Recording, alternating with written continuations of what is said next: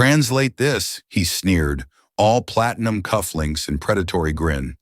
The sheikh was hers if she could decipher the contract. Another plaything for a bored billionaire.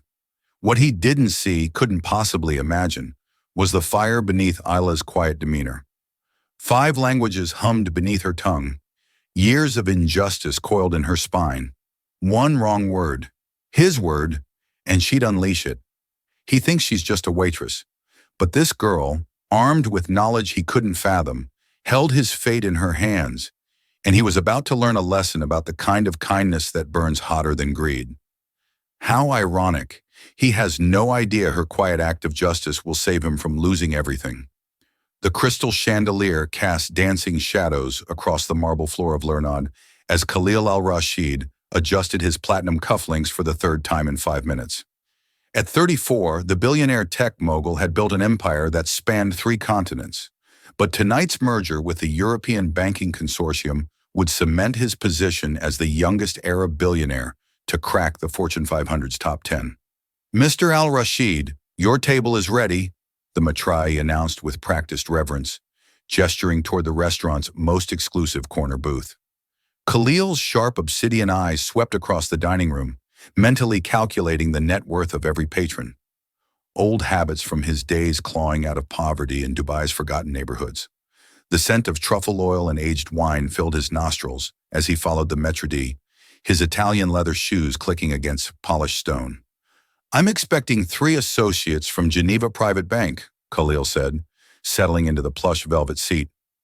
When they arrive, ensure absolute privacy, no interruptions. The merger documents lay spread before him like battle plans. 200 pages of legal jargon that would transfer controlling interests in 12 European financial institutions into his hands. His fingers traced the embossed letterhead as memories of sleeping on cardboard boxes flashed through his mind. Every acquisition was proof that the hungry child from Al-Karama had conquered the world that once rejected him. Would you care for wine while you wait, sir? The voice stopped him cold. Not the growly tone of their usual waiter, but something melodic, almost musical. Khalil glanced up, expecting to see another polished server in the restaurant's signature black uniform. Instead, he found himself staring into the most unusual pair of eyes he'd ever encountered.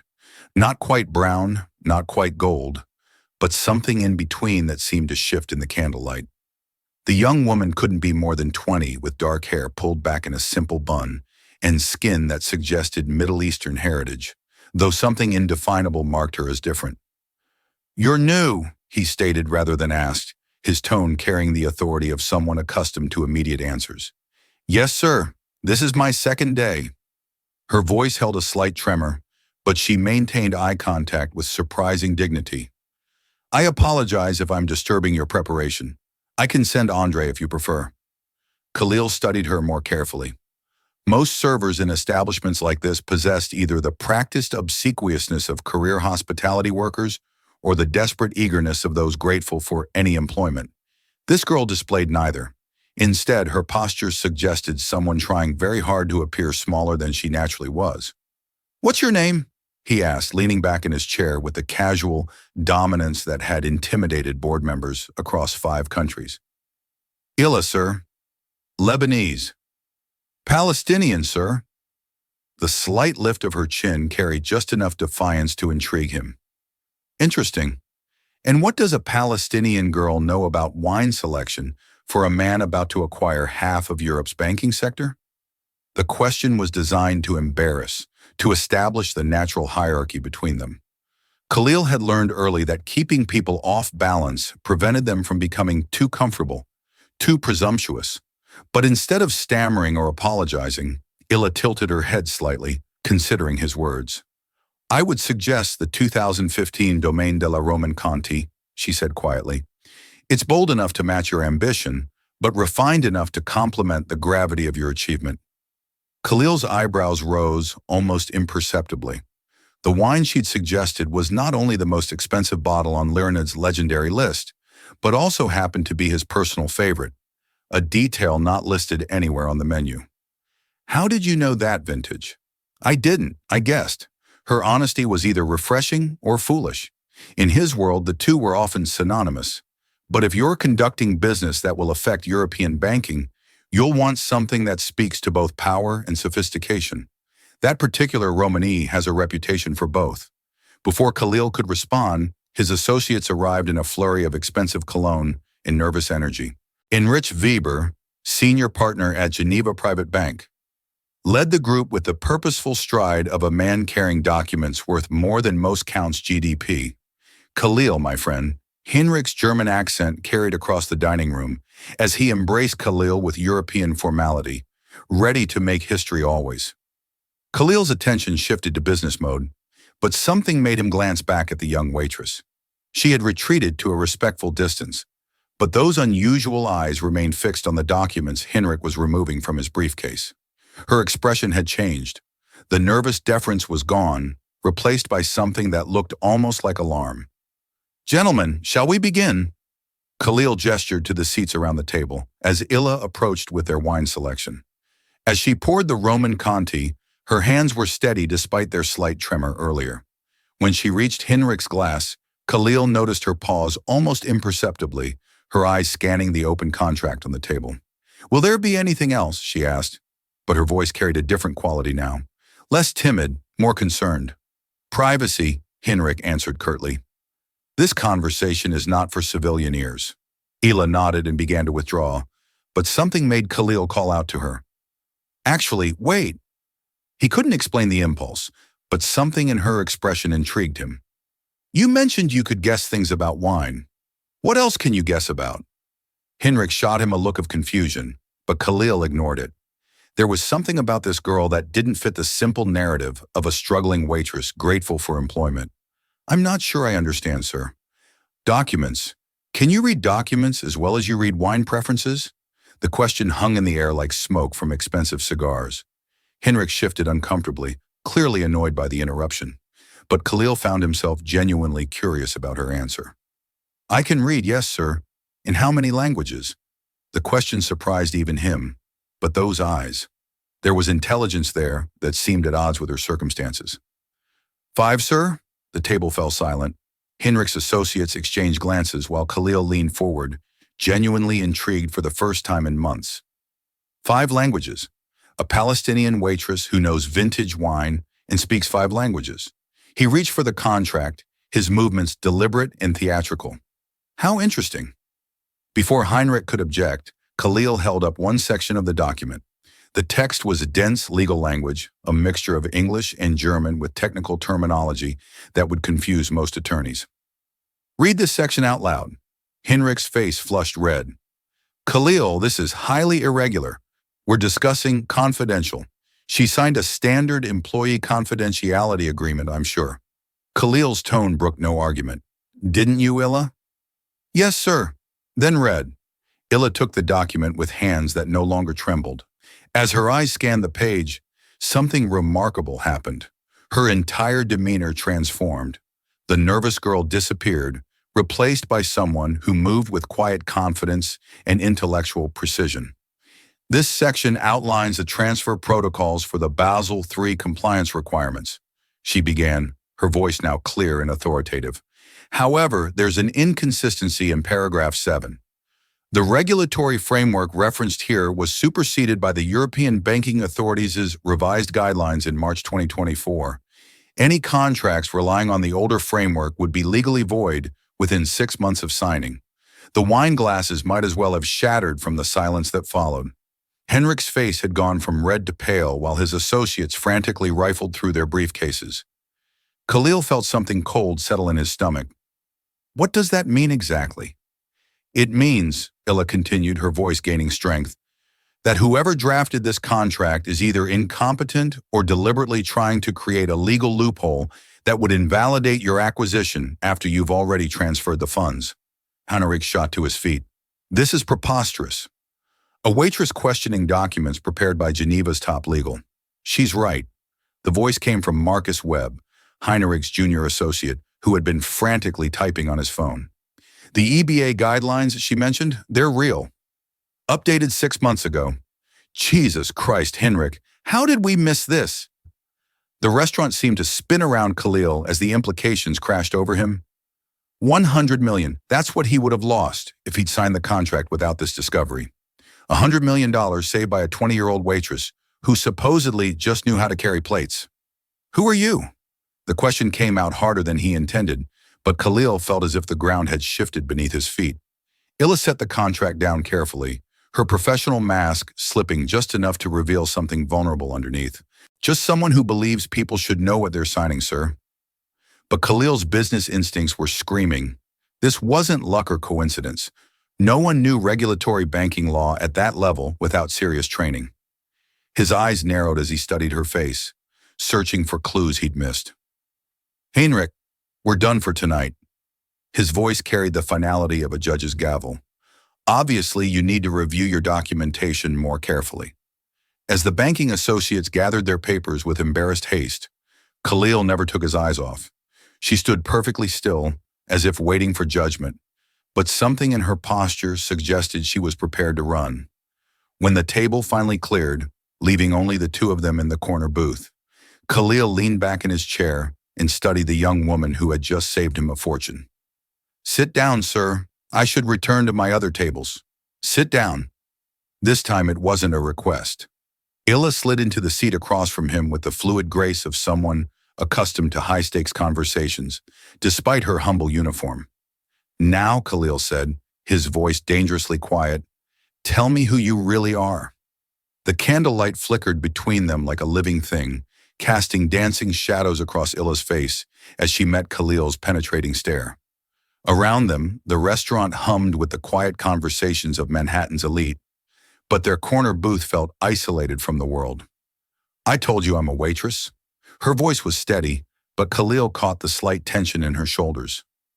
Waitresses don't typically know obscure European banking regulations well enough to spot fraudulent contract clauses.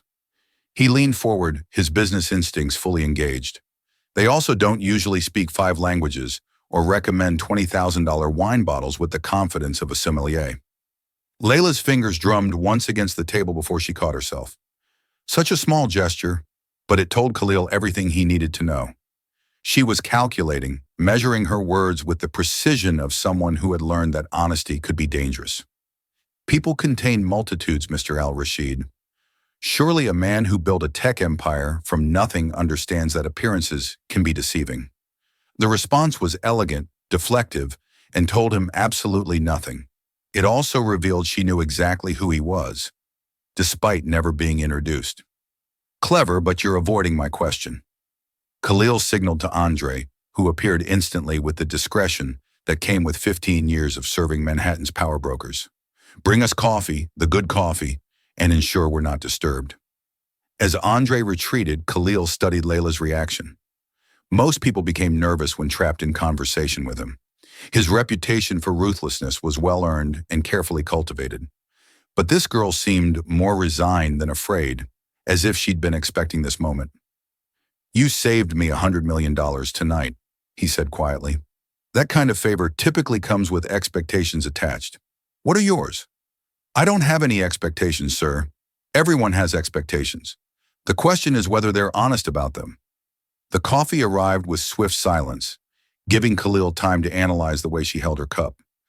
Confident grip, perfect posture, movements that spoke of training and etiquette most waitresses never received.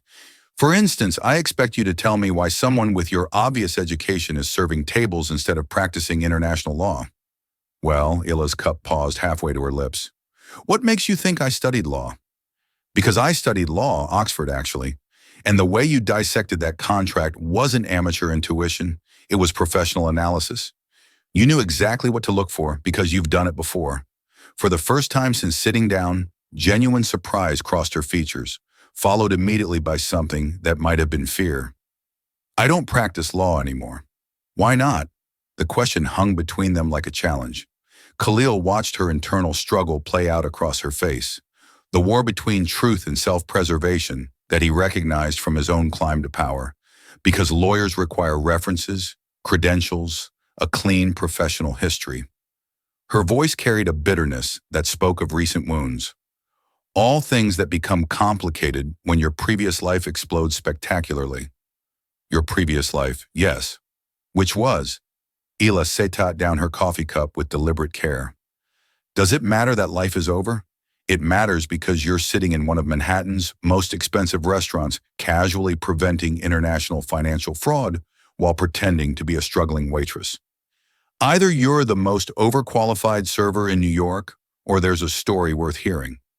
Something in her expression shifted. The careful mask slipped just enough to reveal exhaustion that went bone deep. You really want to know? Her voice carried a challenge of its own. Fine. 2 years ago, I was a junior partner at Blackstone and Associates in London, international corporate law, specializing in Middle Eastern and European banking regulations.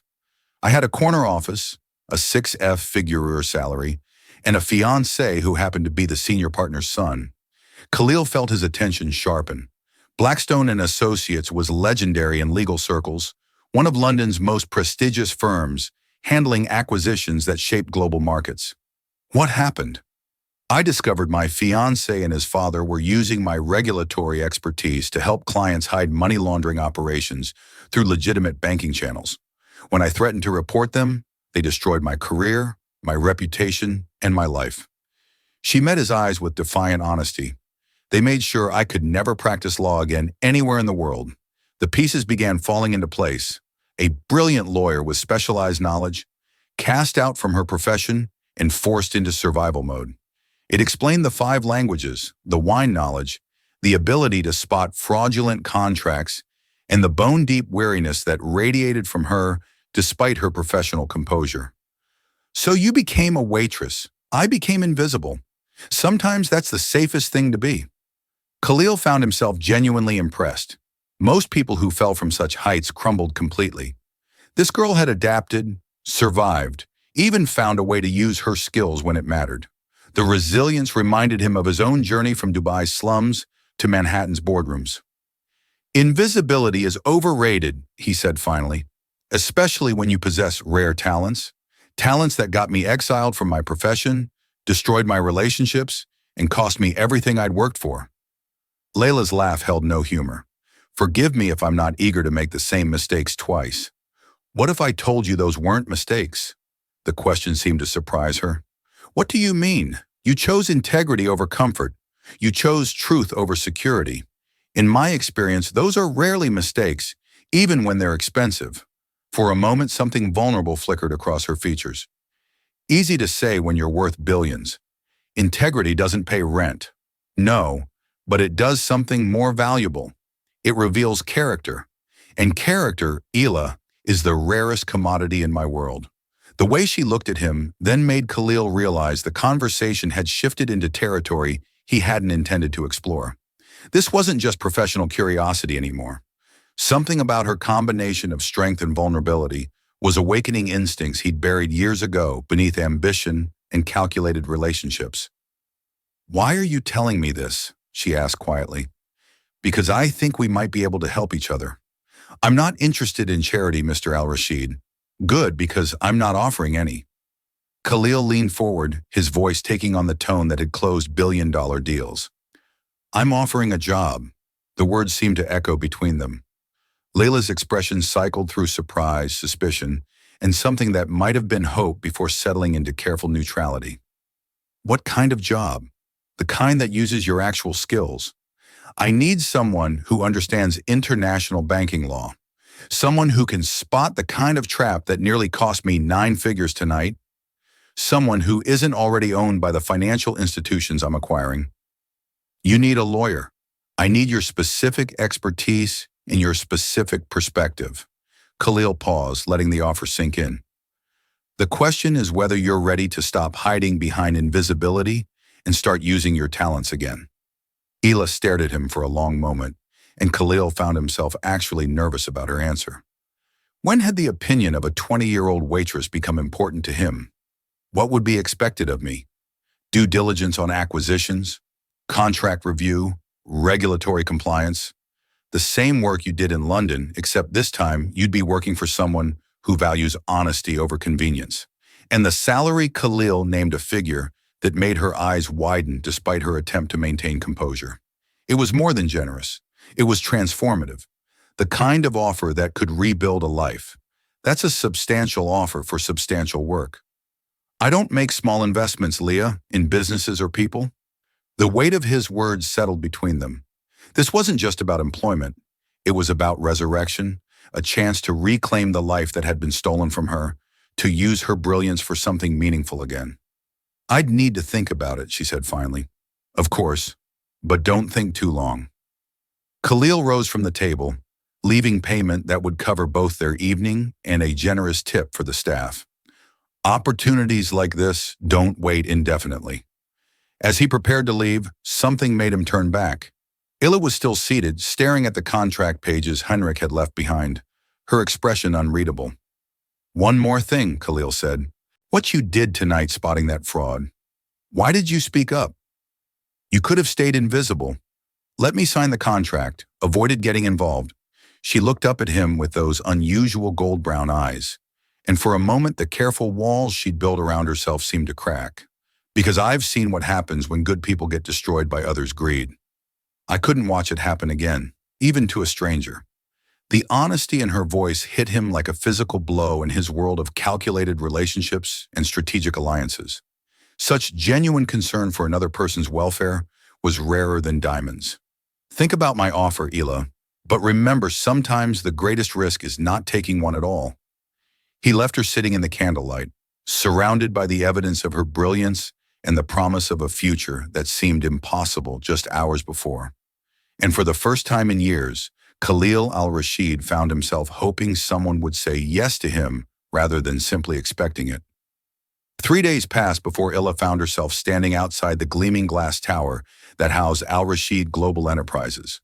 The building stretched toward the Manhattan sky like a steel and crystal monument to ambition, its surface reflecting the city's relentless energy. She'd walked past it twice, gathering courage before finally approaching the security desk in the pristine marble lobby. I have an appointment with Mr. Al-Rashid, she told the security guard, smoothing her one professional blazer with nervous fingers.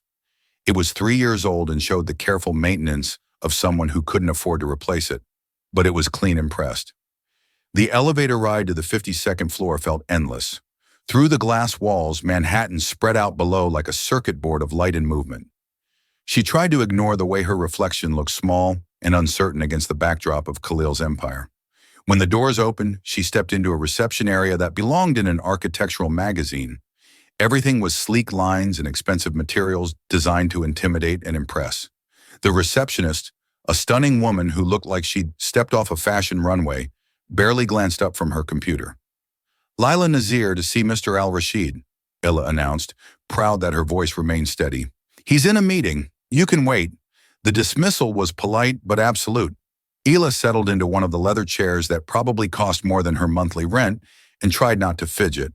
Through the floor-to-ceiling windows, she could see other office towers stretching toward the horizon, each one representing dreams and ambitions, and fortunes won and lost. Miss Nazir, Miss. She looked up to find a tall man in his 40s approaching, his smile warm and genuine. Unlike everyone else she'd encountered in the building, his demeanor suggested actual human warmth rather than corporate polish.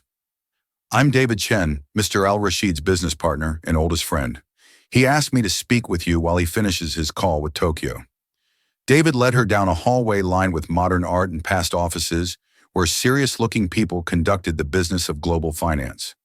His office, when they reached it, was marginally less intimidating than the reception area, but still spoke of significant success. Coffee? Water? Something stronger?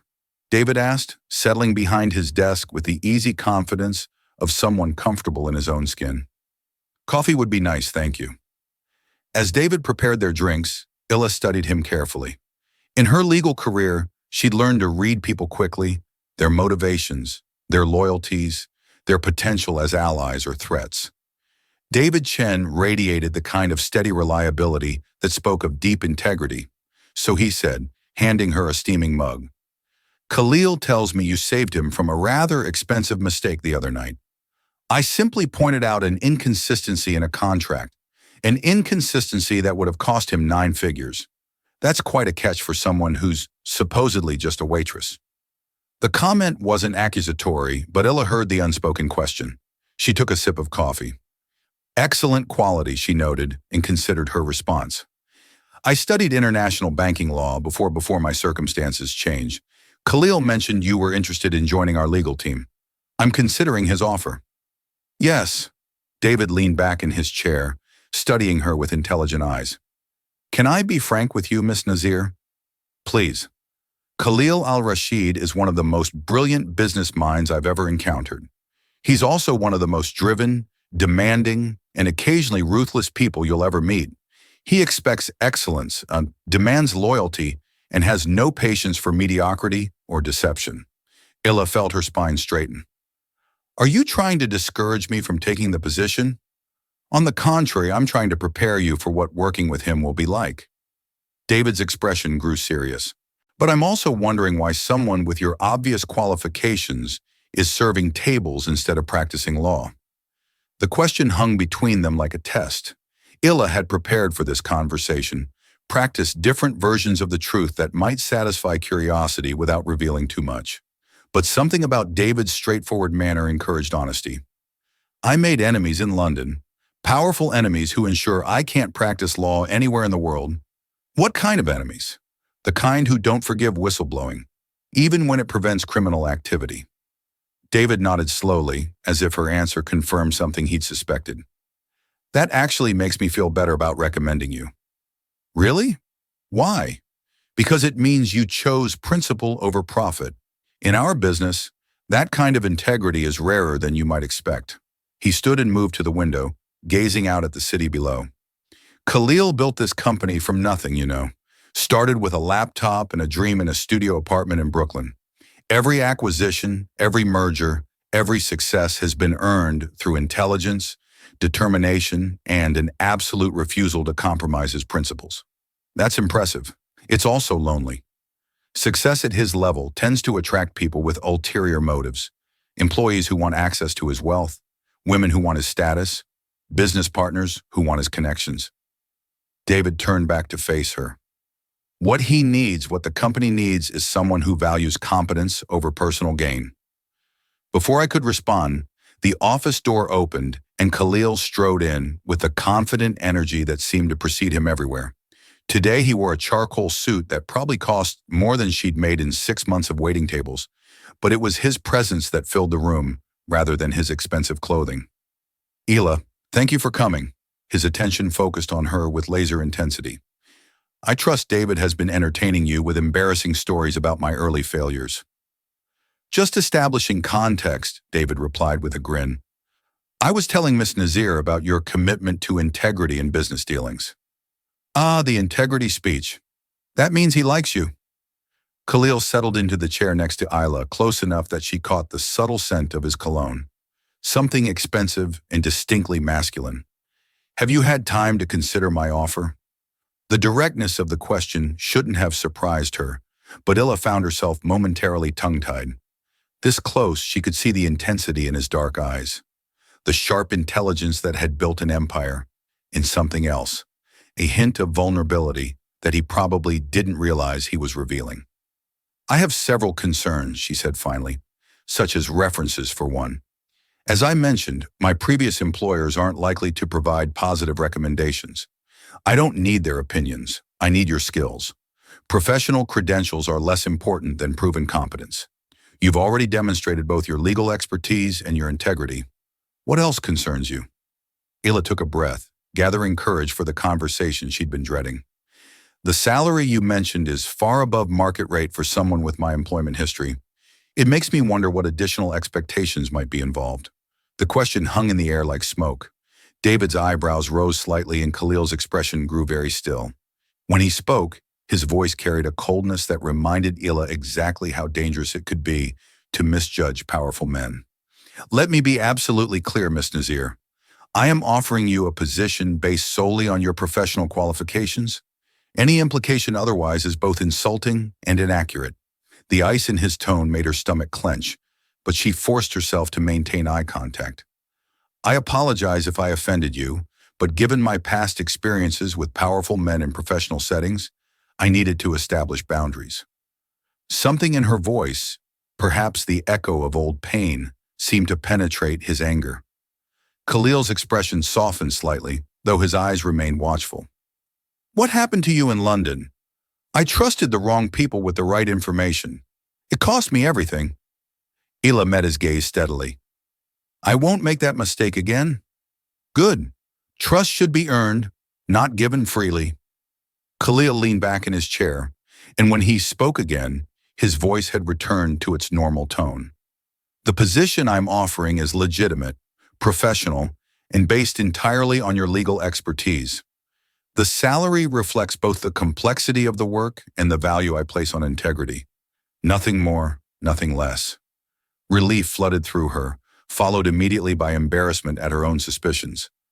I'm sorry I had to ask. You had to protect yourself. I respect that. Khalil stood and moved to David's window, his silhouette sharp against the Manhattan skyline. The question now is whether you're ready to start rebuilding your career, or if you're content to remain invisible forever. The challenge, in his words, stung, but it also awakened something she thought was dead. Ambition. For 2 years, she'd focused solely on survival, on staying hidden, on avoiding the kind of risks that had destroyed her life in London. But looking at Khalil's empire spread out below them, she felt the first stirring of hunger for something more than mere existence. If I accept, she said carefully, what would be my first assignment? Khalil turned from the window, and the smile that crossed his face was both triumphant and genuinely warm. Due diligence on a potential acquisition in Dubai, a telecommunications company with some very interesting regulatory complications. Dubai? The word carried weight she wasn't sure she was ready for. Problems with that? No, just it's been a long time since I've traveled for business. Then it's time to get reacquainted with the world you belong in. The conviction in his voice was compelling, almost hypnotic. Ila found herself imagining what it would feel like to use her skills again, to engage in the complex intellectual challenges that had once defined her professional life. When would you need an answer? Now, the simple word hit her like a physical blow. Now, the Dubai deal is moving quickly. If you're going to be part of this company, you need to be aligned. Half measures don't work in my business. Ela looked between Khalil and David, seeing expectation and encouragement in their faces. This was it, the moment that would determine whether she remained trapped in survival mode or took the leap back into the life she'd lost. All right, she said, the words coming out stronger than she'd expected. I accept. Khalil's smile was brilliant, transforming his entire face from intimidating to almost boyishly pleased. Excellent. David will handle the employment paperwork and arrange your travel documents. We leave for Dubai tomorrow night. This is too important to delegate entirely. I'll be overseeing the negotiations personally. His expression grew serious. Are you ready for this, Ela? Because once we start, there's no hiding behind other people's expectations. Your work will be scrutinized by some of the sharpest legal minds in international business. The question was both a challenge and an invitation. Ila felt years of suppressed ambition rising like a tide in her chest. I'm ready, she said. And for the first time in 2 years, she actually believed it. As she left the Al Rashid building an hour later, employment contracts signed and travel arrangements being expedited, Layla caught her reflection in the lobby's polished marble. The woman looking back at her appeared different somehow. Straighter shoulders, brighter eyes, the faint suggestion of purpose returning to her posture. Tomorrow night, she would board a plane to Dubai as a senior legal consultant for one of the world's most successful companies. 6 months ago, she'd been serving coffee and dodging creditors. The transformation felt surreal, almost too good to be true. But as the Manhattan evening settled around her, Ela allowed herself to feel something she hadn't experienced in years. Hope. Whatever happened next, whatever challenges awaited in Dubai, she was no longer just surviving. She was finally ready to live again. The first-class cabin of Emirates Flight 202 felt like a cocoon of luxury as it sliced through the night sky toward Dubai. Ela had never flown first class before. Even during her successful years in London, she'd been too practical to spend money on such extravagances. Now surrounded by cream leather and polished wood, she felt both grateful and slightly overwhelmed. Khalil sat across the aisle, his laptop open and fingers flying across the keyboard with the focused intensity that seemed to define everything he did. Occasionally he would glance her way, offering a brief smile or checking if she needed anything, but mostly he was absorbed in the endless stream of emails and documents that apparently never stopped flowing in his world. Nervous about returning to Dubai? She asked during one of his brief breaks from typing. Nervous? No. Khalil closed his laptop and turned his full attention to her. But returning home always brings up memories I prefer to keep buried. Bad memories. Complicated ones. His expression grew distant. Dubai is where I learned that survival sometimes requires becoming someone you never intended to be. The vulnerability in his admission surprised her. During their brief time working together in New York, Khalil had projected unwavering confidence and control. This glimpse of uncertainty made him seem more human, more approachable. Is that why you left? I left because I had nothing left to lose and everything to prove. Sometimes that's what it takes to build something meaningful. Hila understood that logic intimately. Her own exile from London had been driven by similar desperation, the need to rebuild from absolute destruction. What about you? Khalil asked. Any second thoughts about diving back into international law? Dozens, she admitted, but they're outnumbered by the desire to use my brain for something more complex than memorizing wine lists. His laugh was warm and genuine. I imagine that was frustrating. You have no idea. Do you know how many times I wanted to correct customers who mispronounced chat dem or explain why their wine choice was completely wrong for their meal? But you didn't. No, invisible people don't correct their betters. The bitterness in her own voice surprised her. 2 years of suppressing her intelligence, her education, her natural instincts to engage and analyze. It had taken a toll she was only beginning to recognize. You're not invisible anymore, Khalil said quietly. No, now I'm conspicuous, which is almost worse. Your legal team in Dubai is going to wonder why you hired someone with no references and a mysterious employment gap. Let me worry about my legal team. Your job is to focus on the telecommunications acquisition. Khalil reached for a thick folder from his briefcase. Sharif Communications, founded 15 years ago by Hassan Sharif, built into one of the region's most successful independent telecom companies. On paper, it's exactly the kind of acquisition that would expand our Middle Eastern operations significantly. On paper, there are regulatory complications that don't make sense. Licensing issues, government contract disputes, personnel problems that seem designed to devalue the company right before we're scheduled to make an offer. Hila felt her analytical mind engaging the familiar thrill of puzzle solving, beginning to override her nervousness. You think it's orchestrated? I think Hassan Sharif is either the unluckiest businessman in Dubai or someone is deliberately sabotaging his company to force a lowball sale, and you want me to figure out which. I want you to dig deeper than our Dubai legal team has been able to. Sometimes an outsider's perspective reveals things that local experts miss. The plane hit a patch of turbulence, and Hila gripped her armrest as the cabin shuddered. Khalil noticed her discomfort and reached across the aisle, his hand covering hers in a gesture that was both comforting and surprisingly intimate. It's just air pockets, he said softly. Nothing to worry about. The warmth of his palm against her skin sent an unexpected jolt of awareness through her. This close, she could see the gold flecks in his dark eyes, the slight stubble that suggested he'd been working since dawn, the way his mouth curved when he was trying to be reassuring rather than commanding. Sorry, she said, not pulling her hand away. I'm usually a better flyer than this. Stress affects people differently. You're taking on a lot of changes very quickly. The concern in his voice was genuine, not the polite interest of an employer checking on a subordinate. It was the kind of personal attention that made dangerous feelings stir to life in her chest. I can handle it, she said, finally withdrawing her hand from his. I know you can, but that doesn't mean you should have to handle it alone. Before she could respond to that loaded statement, the flight attendant appeared to refresh their drinks and inform them that they would begin descent into Dubai within the hour. The moment of intimacy dissolved, replaced by the practical realities of business travel and upcoming challenges. But as Layla looked out the window at the lights of the Persian Gulf beginning to appear below, she couldn't shake the memory of Khalil's hand on hers, or the way his concern had felt, both professional and deeply personal. The Dubai International Airport was a monument to global connectivity and Middle Eastern ambition. Even at midnight, it bustled with the energy of a city that never truly slept. As they moved through customs and toward the waiting car service, Layla marveled at the mix of traditional and modern that defined everything around them. First time in the UAE, Khalil asked as their driver navigated through traffic toward the city center. First time anywhere in the Middle East, actually. My parents immigrated to London when I was very young. Then you're in for an experience.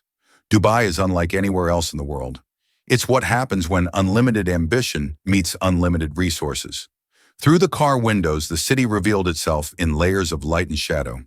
Traditional souks nestled alongside gleaming skyscrapers, while luxury hotels rose from the desert like monuments to human determination. It was beautiful and overwhelming and completely foreign, yet something about it felt familiar in a way she couldn't explain. It suits you, Illa said without thinking. What do you mean? The city, it's ambitious, successful, but also slightly untamed, like it's still becoming whatever it's meant to be. Khalil studied her profile as she gazed out at the passing skyline. That's a surprisingly accurate assessment from someone who's been here for all of 30 minutes. I'm good at reading between lines. It's part of being a lawyer. Former lawyer, current legal consultant, she corrected with a small smile. I'm reclaiming my professional identity. Remember the hotel, the Burj Al Arab, appeared before them like something from a fantasy novel, its sail-shaped silhouette illuminated against the dark Persian Gulf. Illa had seen pictures, of course, but the reality was breathtaking. We'll be staying in the royal suite, Khalil said casually as they entered the opulent lobby. It has separate bedrooms and a full office setup for our work. The clarification was unnecessary but appreciated. Despite his assurances about the professional nature of their relationship, being alone with Khalil in one of the world's most romantic cities felt charged with potential complications. The Hassan Sharif meeting is scheduled for 10 tomorrow morning, he continued as they rode the elevator to their floor. That gives you tonight to review the files and tomorrow morning to formulate initial impressions. And after the meeting, we dig deeper. Hassan strikes me as a man with secrets, and secrets have a way of revealing themselves when the right pressure is applied. The suite was magnificent, floor-to-ceiling windows offering panoramic views of the Gulf, furnishings that belonged in a palace and enough space for a small conference. But what struck Layla most was the way Khalil moved through it with casual familiarity, as if luxury of this magnitude was simply expected rather than extraordinary. The office space is through here, he said, leading her to a separate room equipped with computers, printers, and a conference table overlooking the water. Everything you need should be available, but let me know if you require additional resources. This is perfect. Thank you, Illa. Something in his voice made her turn to face him fully. I want you to know that bringing you here isn't just about the Sharif acquisition. What you did at Lerna, spotting that fraudulent contract, it reminded me why I got into business in the first place, which was to build something meaningful, to create success that wasn't built on other people's failures. His expression grew serious. In my world, that kind of integrity is rare. I don't want to lose it again. The intensity of his words sent warmth spreading through her chest. This wasn't about professional qualifications or convenient skill sets. This was about something deeper, more personal. You won't lose it, she said quietly. I promise. Good, because tomorrow we're going to discover exactly what Hassan Sharif is hiding. And I have a feeling it's going to test both our principles and our partnership. As Khalil retired to his bedroom, leaving her alone in the office with files full of financial mysteries to unravel, Illa realized she was no longer nervous about the upcoming challenges. Instead, she felt energized, focused, and more alive than she'd been since London. Whatever secrets they uncovered tomorrow, whatever complications arose from working so closely with a man who was becoming dangerously important to her, she was ready. For the first time in years, she was exactly where she belonged. But as she opened the first file on Sharif Communications, a name on the letterhead made her blood freeze. Listed as the company's London legal counsel was Blackstone and Associates, the firm that had destroyed her career and exiled her from the legal profession. The same firm whose senior partners had threatened to ruin her life if she ever practiced law again. And now somehow they were connected to Khalil's most important acquisition. The coincidence seemed impossible. which meant it probably wasn't a coincidence at all. Morning in Dubai arrived with golden sunlight streaming through the floor to ceiling windows of their suite. But Illa had been awake for hours, surrounded by documents that painted an increasingly disturbing picture of the Sharif Communications acquisition.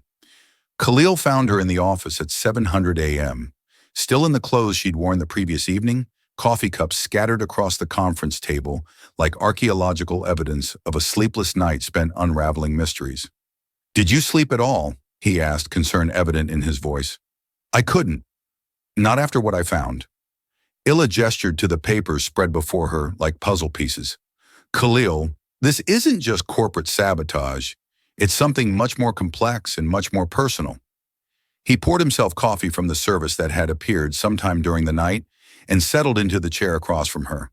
In the morning light, he looked younger somehow, his hair slightly mussed, and his usual corporate armor replaced by casual elegance. "Tell me, Blackstone and Associates has been Sharif Communications, London legal counsel for 3 years. The same firm that destroyed my career is directly connected to your biggest acquisition."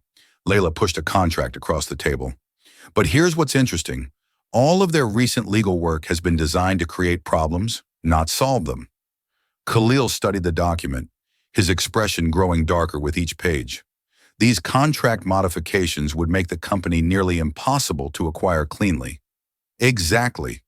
Someone at Blackstone is deliberately sabotaging Hassan Sharif's business, but doing it subtly enough that it looks like organic complications, rather than intentional interference. The question is why? Ila reached for another file. This one marked with Hassan Sharif's personal information. "I think I know." Hassan's daughter, Amira Sharif, was a student at Oxford 3 years ago. According to these notes, she was engaged to someone in London before the engagement was abruptly broken. "You think there is a connection to your situation?" "I think my ex-fiancé's family specializes in destroying people who threaten their interests. The timeline matches perfectly. Amira's broken engagement, the beginning of Sharif Communications, legal troubles, and my own exile from the profession." Khalil was quiet for a long moment, processing implications that made Illa's stomach clench with dread. When he finally spoke, his voice carried a coldness she'd never heard before. "Are you telling me that bringing you to Dubai has put you in direct contact with the people who ruined your life?" "It's possible, probably even, and you didn't think to mention this connection last night." The accusation in his tone stung, but Illa forced herself to remain calm. "I discovered it at 3 this morning. I've been trying to understand the implications before jumping to conclusions. The implications are that I've potentially compromised your safety by bringing you here. Or," Illa said, standing and moving to the window overlooking the Persian Gulf, "you've given me the opportunity to finally understand what really happened to me in London." She could feel Khalil watching her, could sense the internal debate between his protective instincts and his business objectives. When he joined her at the window, his presence both comforting and dangerously distracting. "We can call off the acquisition, find another telecommunications company, avoid the entire situation." "Absolutely not." Her vehemence seemed to surprise him. "Layla, no. For 2 years, I've been running from shadows and hiding from my own life. If Blackstone and Associates is behind Hassan Sharif's problems, then helping you acquire his company cleanly isn't just good business. It's justice. Justice can be expensive. Are you prepared for what it might cost?" She turned to face him, surprised by how close he was standing, close enough to see the concern in his dark eyes, close enough to feel the warmth radiating from his body in the morning sunlight. "Are you?" The question hung between them like a challenge. This wasn't just about business anymore, and they both knew it. This was about trust, about taking risks for each other, about the dangerous territory they'd been approaching since that first night at Leonard. "We meet with Hassan in 2 hours," Khalil said. "Finally. If you're right about Blackstone's involvement, he's going to need allies more than he realizes. And if I'm wrong now, then we proceed with a standard acquisition and hope your past stays buried." But even as he said it, both of them knew that secrets this tangled rarely stayed buried for long.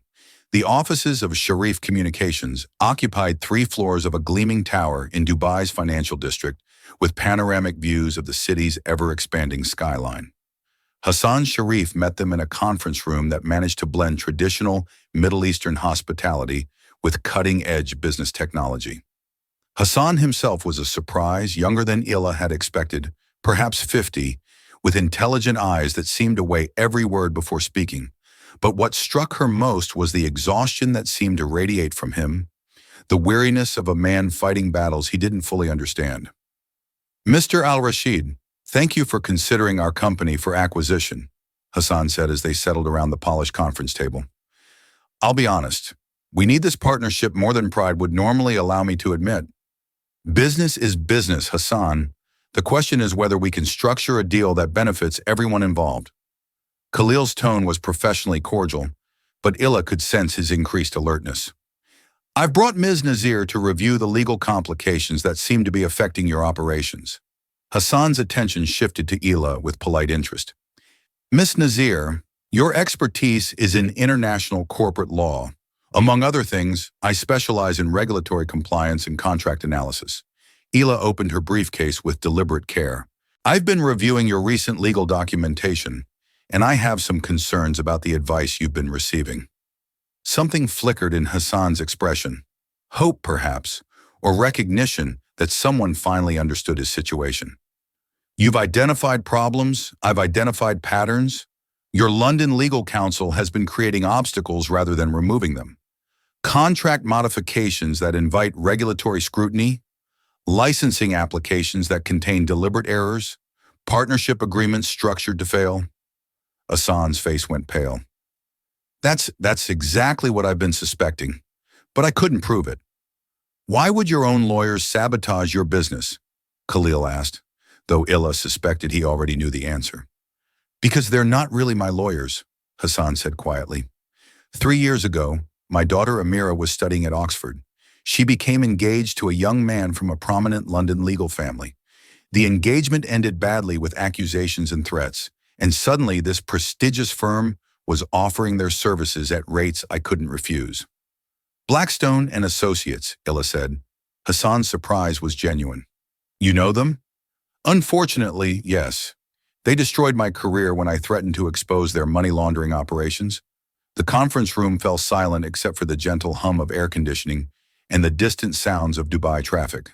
Hassan stared at Ila with dawning understanding, while Khalil's expression grew dangerously cold. James Blackstone, Hassan said finally. That was the name of Amamira's fiancé.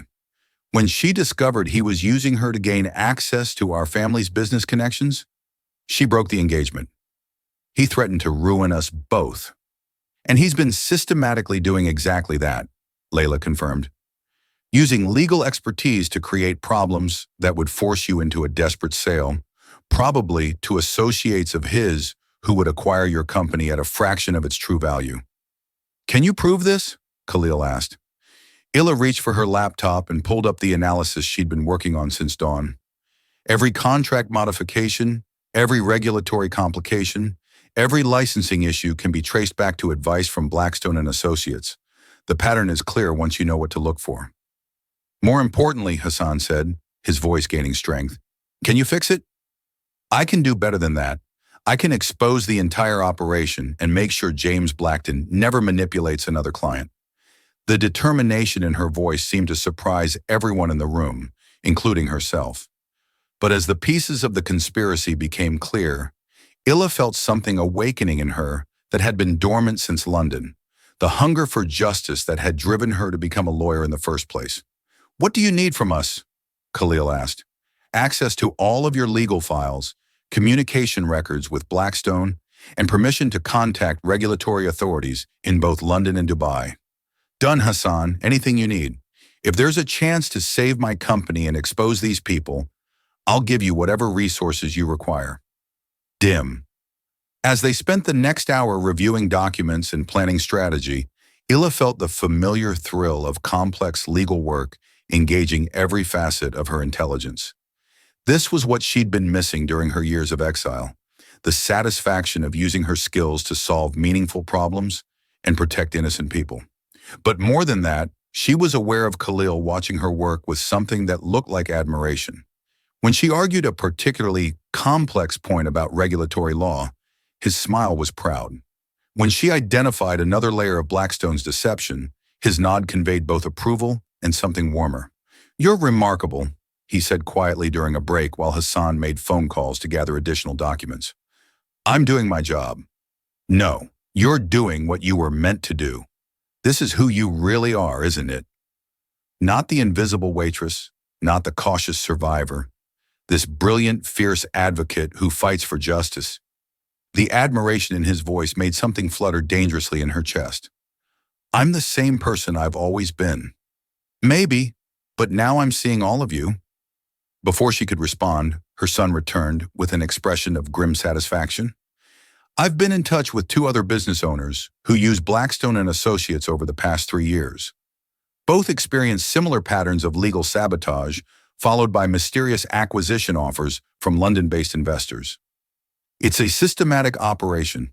Layla said they identify successful Middle Eastern businesses, infiltrate their legal processes, create artificial problems, then arrange for associates to acquire the companies at distressed prices, which means Khalil added that stopping them isn't just about saving Hassan's company. It's about exposing an international fraud operation, and the magnitude of what they were facing settled over the room like a challenge. This wasn't simply a business acquisition anymore. It was a battle against the same forces that had destroyed Illa's life and were now threatening other innocent people. "So," Hassan said, "what's our next move?" Illa looked between the two men who were now depending on her expertise, feeling the weight of responsibility and the thrill of purpose combining into something powerful and transformative. "We give James Blackstone exactly what he deserves," she said. "We expose everything."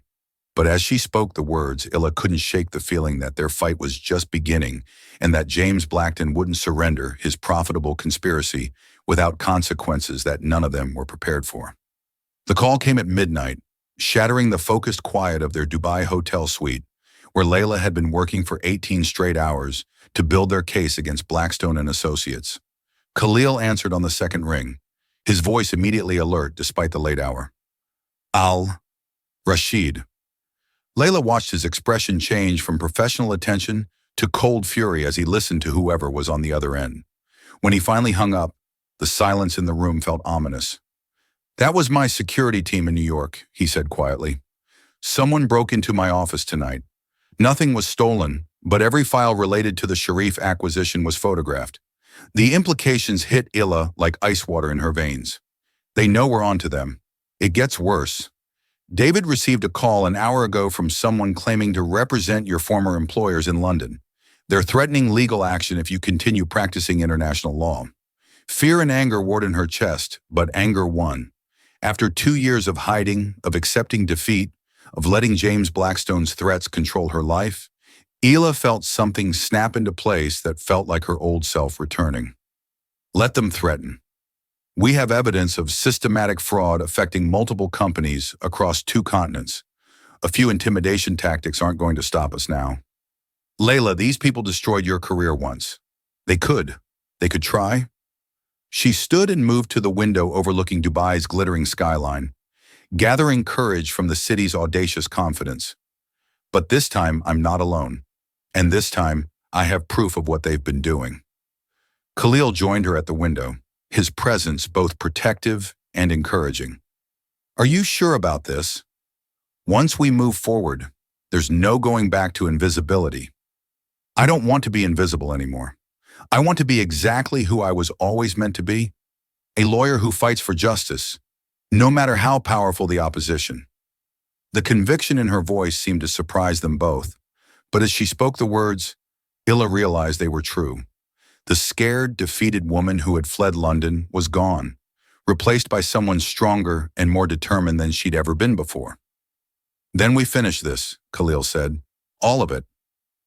The next morning brought Hassan Sharif to their suite with news that confirmed their worst fears and best hopes simultaneously. His daughter Amira had arrived from London overnight, carrying evidence that would transform their business dispute into an international legal case. Amira Sharif was 25, beautiful in the way that suggested both intelligence and strength, and she radiated the kind of quiet fury that came from being systematically betrayed by someone she trusted with her heart. "Ms. Nadia," she said, settling into the conference room chair with determined grace. My father tells me you're the lawyer James Blackstone tried to destroy. Former lawyer, current legal consultant, and yes, James and his father made it very clear that I would never practice law again if I exposed their money laundering operations. Ah, then you understand exactly what kind of man I was engaged to. Amamira opened her briefcase with the precise movements of someone who had planned this moment carefully. I brought copies of everything: personal emails, business communications, recorded phone conversations, 3 years worth of evidence that James has been using our relationship to infiltrate and sabotage Middle Eastern businesses. The documents Amira spread across the table were devastating. Email threads discussing the Dubai project and neutralizing competition through legal channels, recorded conversations where James bragged about manipulating clients into vulnerable positions, financial records showing payments from mysterious London investors to Blackstone and Associates for consulting services that coincided with each business sabotage. This is conspiracy, fraud, and extortion operating across international boundaries, Ila said, her legal mind cataloging charges even as her personal satisfaction grew. With this evidence, we can not only clear your father's company, but expose the entire operation. There's more, Amamira said quietly. James didn't just target our family's business. He's been collecting information about dozens of successful Middle Eastern entrepreneurs, their families, their personal relationships.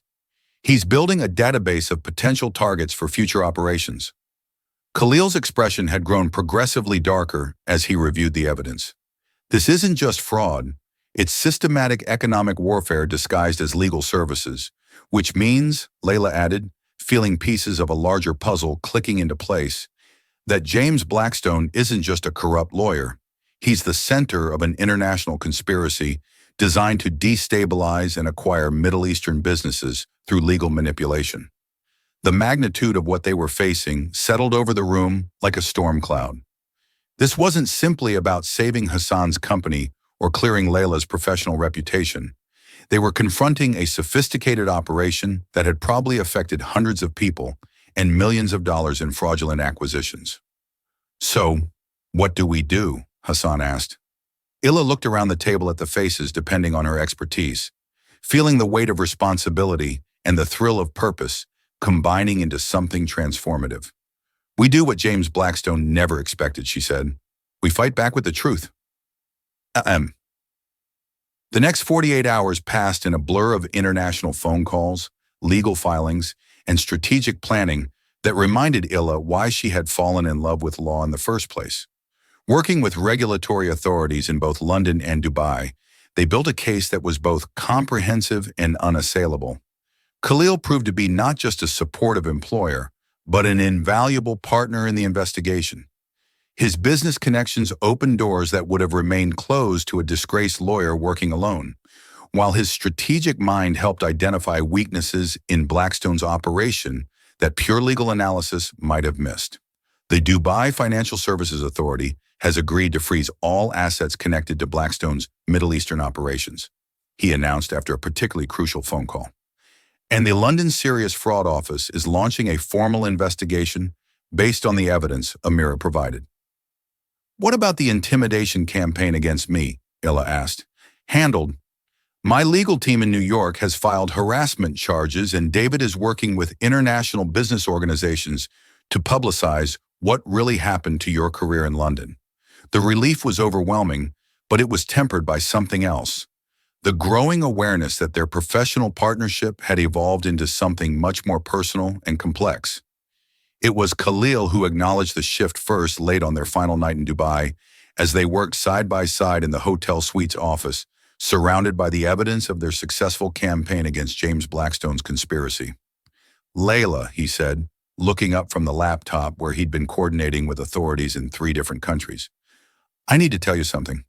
Something in his tone made her pulse accelerate. What? This? He gestured to the documents scattered across their workspace. Working with you like this, watching you reclaim your professional identity and fight for justice. It's made me realize something important, which is that I'm falling in love with you. The words hung in the air between them like a confession and a challenge. Ila felt her heart stop, then resume beating with painful intensity. Khalil, I know it's complicated. I know there are professional considerations and power dynamics, and a dozen reasons why this is problematic timing. He stood and moved toward her, his expression vulnerable in a way she'd never seen before. But I also know that watching you work these past few days, seeing your brilliance and your passion and your absolute commitment to doing what's right, I've never been more certain of anything in my life. Hila rose to meet him, her mind racing through implications and complications, even as her heart responded to the sincerity in his voice. I'm falling in love with you too, she said quietly, but you're right about the complications. Are they insurmountable? She studied his face in the soft light from the Dubai skyline, seeing not the intimidating billionaire who had first approached her table at Larnada, but the man who had trusted her professional judgment, supported her fight for justice, and somehow seen past her carefully constructed invisibility to the person she really was. No, she said finally, they're just complications, and I'm tired of letting complications control my life. When he kissed her, it felt like coming home and launching into adventure simultaneously. All the professional tension and personal attraction that had been building since their first meeting crystallized into something powerful and transformative and absolutely right. So what happens now, she asked when they finally broke apart. Now we go back to New York, finish destroying James Blackstone's operation, and figure out how to build something meaningful together, professionally and personally. Is that what you want? What I want, Khalil said, his hands framing her face with gentle certainty, is to spend the rest of my life working alongside the most brilliant, courageous, and extraordinary woman I've ever met. 3 months later, the business sections of newspapers across 2 continents carried headlines about the international fraud operation that had been exposed by the cooperation between Al Rashid Global Enterprises and regulatory authorities in London and Dubai. James Blackstone and 6 associates were facing criminal charges in multiple jurisdictions, while Hassan Sharif's company had been successfully acquired in a deal that restored its full value and reputation. But for Hila, the most meaningful headline was much smaller and more personal. The announcement in the New York Legal Journal that she had been reinstated to practice law and named as senior legal counsel for Al Rashid Global Enterprises. Any regrets? Khalil asked as they stood in their new shared office, overlooking Manhattan from the 53rd floor of his building, about exposing international fraud, saving innocent businesses, and getting justice for everyone James Blackstone tried to destroy. Hila smiled as she straightened her new business cards. None whatsoever. And about us?